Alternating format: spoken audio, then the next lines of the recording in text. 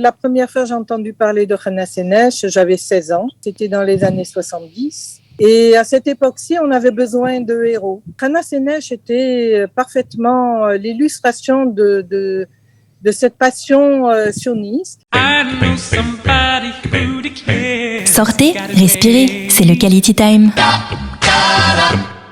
Parfois, une chanson peut nous emmener à faire des choses incroyables, des choses auxquelles nous n'aurions pas pensé. C'est exactement ce qui s'est passé pour Lucie Eloul, qui s'est pris de passion pour Hana Senesh. Alors pourquoi parler de Hana Senesh aujourd'hui ? Eh bien, tout simplement parce qu'elle aurait eu 100 ans. J'en profite pour vous signaler que Yad Vashem lui consacre une exposition virtuelle en français à ne pas manquer. Vous vous connectez sur le site de Yad Vashem, vous aurez tous les détails. En tout cas, nous, on voulait absolument interviewer Lucie Eloul, qui a écrit un livre tout à fait complet avec des poèmes, avec sa biographie traduite en français. C'est vraiment passionnant. On se plonge dans son récit avec beaucoup d'intérêt. Lucie Eloul, bonjour, bienvenue. Bonjour. Enchantée de partager cet amour pour Hana Senesh. Eh ben nous aussi on est ravis. Alors Hana Senesh est une jeune fille hongroise qui a, vous allez nous raconter un peu sa vie, mais qui a décidé de rejoindre les Anglais et puis de se battre pour on va dire qu'Israël, qui n'était pas encore Israël à l'époque, existe. Voilà, de trouver un foyer pour le peuple juif. Alors avant de raconter toute son histoire, pourquoi vous vous êtes entiché de cette jeune fille ? Comment ça a commencé ? D'abord, quand la première fois j'ai entendu parler de Hana Senesh, j'avais 16 ans. Et c'était dans les années 70. Et à cette époque-ci, on avait besoin de héros. On avait besoin de... Bon, je faisais partie d'un mouvement sioniste, le DEJ.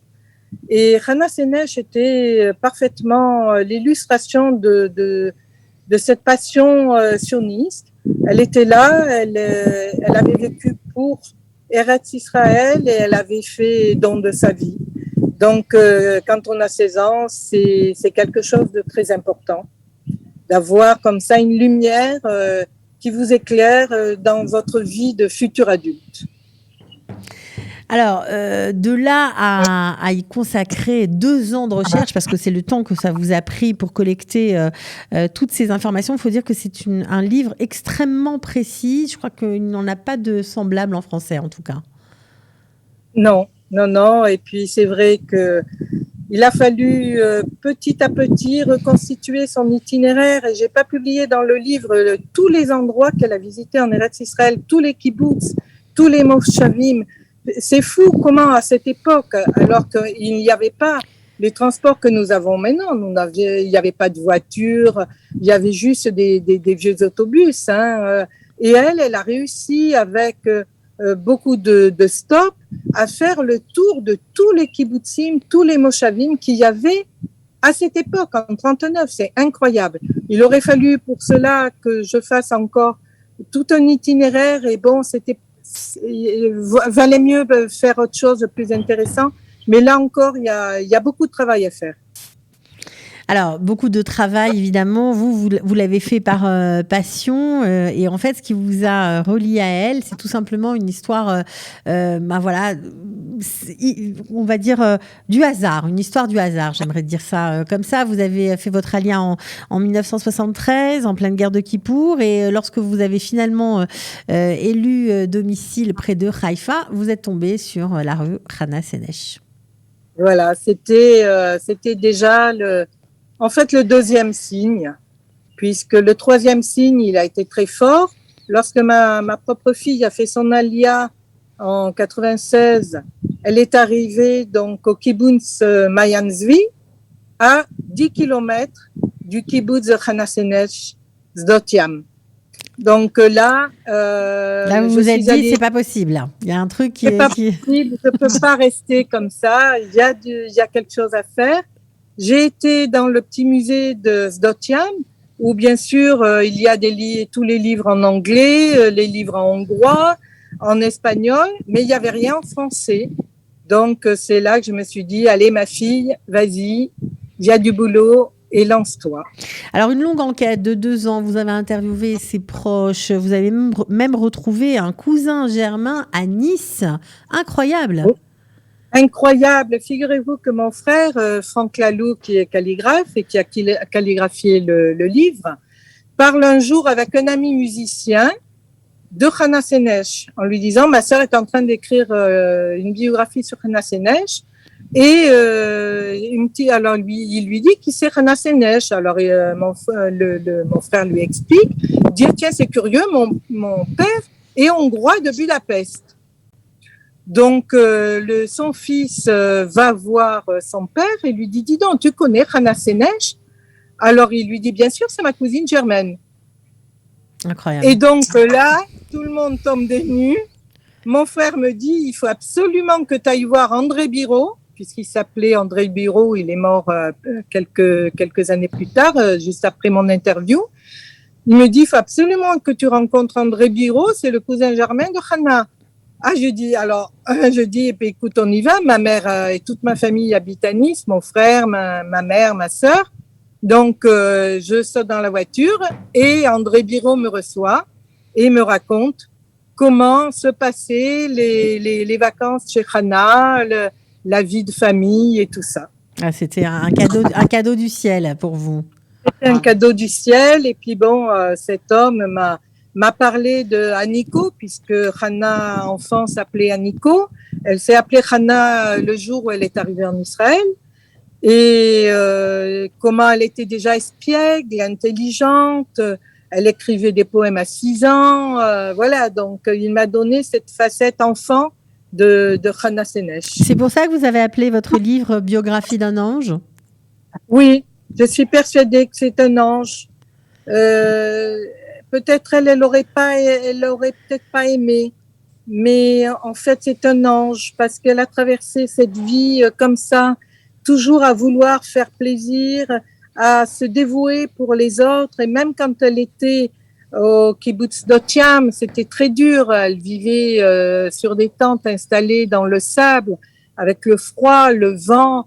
À un moment donné, on l'a nommée économe de ce kibbutz. Et il n'y avait pas à manger.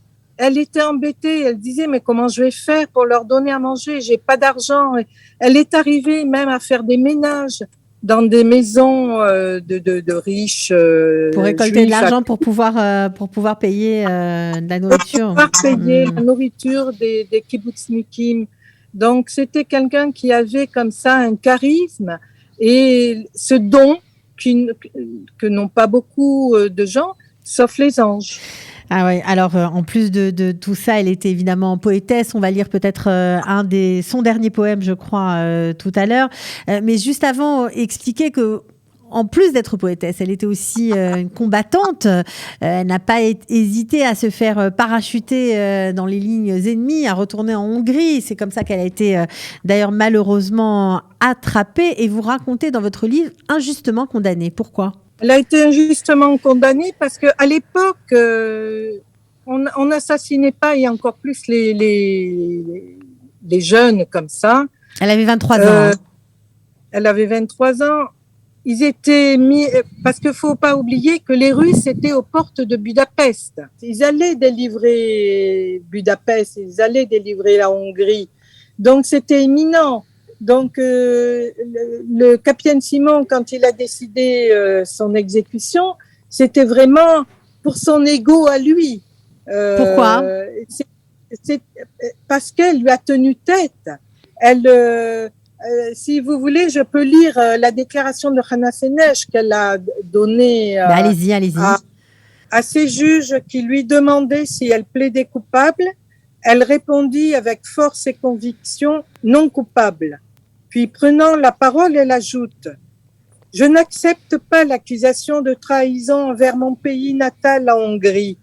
J'y ai appris à aimer les belles choses, à honorer mon prochain et à respecter le bien. Enfant, je croyais être comme tout enfant hongrois. Mais plus je grandissais, plus je comprenais que j'étais juive. Et en tant que telle, je n'avais plus de place dans ce pays.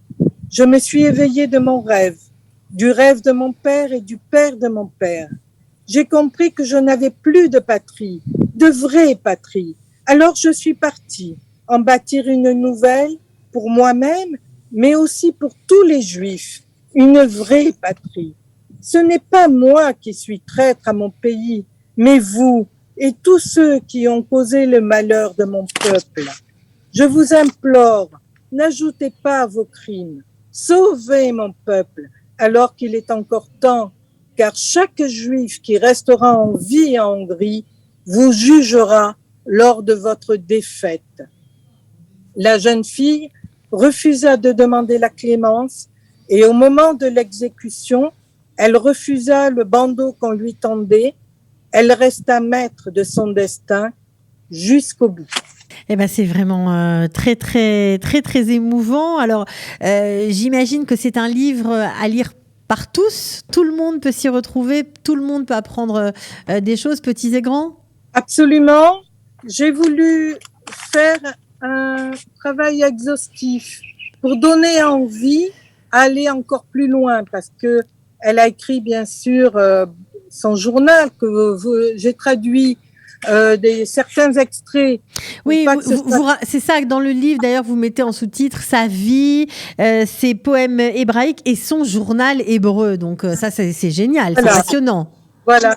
Et toute la partie qu'elle a écrite en hébreu, je pouvais, puisque c'est rentré maintenant dans le domaine public, ses écrits, la partie qu'elle a écrite en hongrois qui est très intéressante parce qu'elle montre le nazisme, la montée du nazisme en Hongrie, comment même les Juifs hongrois n'ont pas accepté aussi la création de l'État d'Israël. Elle explique tout ça, mais elle a écrit en hongrois. Donc c'est le travail d'un Hongrois de traduire tout ça en français. Moi, je ne pouvais que le traduire ou de l'hébreu ou de l'anglais. Donc, ce n'était pas à moi le faire. Mais j'espère que quelqu'un qui connaît, qui maîtrise bien le hongrois, maintenant que tout est dans les archives publiques, pourra le faire parce que toute cette partie est très, très intéressante.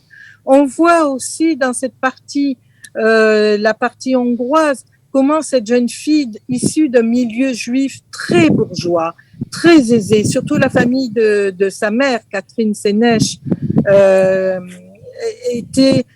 avait une vie radieuse. Elle faisait du sport, elle faisait du ping-pong, de la danse de salon, elle apprenait l'anglais, le français. Voilà, c'était une fille qui était dans un milieu extrêmement privilégié. Et puis tout d'un coup, comme a dit sa mère, le sionisme est venu à tout balayer. Elle n'avait plus qu'une seule idée, rentrer, vivre en Israël, et elle a tout arrêté, tout pour sa passion, le sionisme. Bah alors tout arrêté, malheureusement sa vie aussi s'est arrêtée brutalement puisqu'elle a été condamnée. On va peut-être terminer l'émission avec son dernier poème qu'elle a laissé dans sa prison, voilà, sur son lit. On l'a retrouvé après sa mort, un poème très très émouvant, voilà, qui a dû vous aussi vous toucher lorsque vous l'avez découvert traduit. J'en profite pour signaler que les calligraphies voilà, qui sont dans le livre et qui illustrent aussi les poèmes sont de votre fils. Elles sont très belles, donc on le salue ici aussi. Voilà, on se quitte avec ce poème, Lucie, et j'en profite aussi pour dire que ça a été traduit du hongrois, parce qu'elle l'a écrit en hongrois, par Ilana Dutch. 1, 2, 3, 8 pieds de long. En 2 enjambées, je touche le mur. Le silence est profond. La vie suspend son vol comme la question qu'on pose. 1, 2, 3. Une autre semaine, peut-être même un mois, encore là, en vie. Mais la mort, je le sens, est très proche. 23 ans. En juillet prochain, je les aurais eus. J'ai misé sur ce que j'avais de plus cher. Les dés sont jetés. J'ai perdu. C'est beau, c'est beau. En tout cas, merci vraiment de nous avoir offert ce bel ouvrage qu'on peut trouver où ça? Sur Amazon peut-être? On peut le trouver aussi aux éditions Lichma. D'accord. Et voilà, j'ai demandé à Youssef s'il pouvait en faire passer quelques-uns justement chez vous. Donc, il m'a dit qu'il essaierait de voir parce que peut-être ce serait intéressant que vous en ayez quelques On est exemplaires. quelques-uns chez Kalita pour ceux qui ont envie de découvrir ce personnage historique, on peut le dire. Merci en tout cas, Lucie et Lou. Bravo pour ce travail et à très bientôt. Et merci à vous. À très bientôt. Au revoir. Ciao. Sortez, respirez, c'est le Quality Time.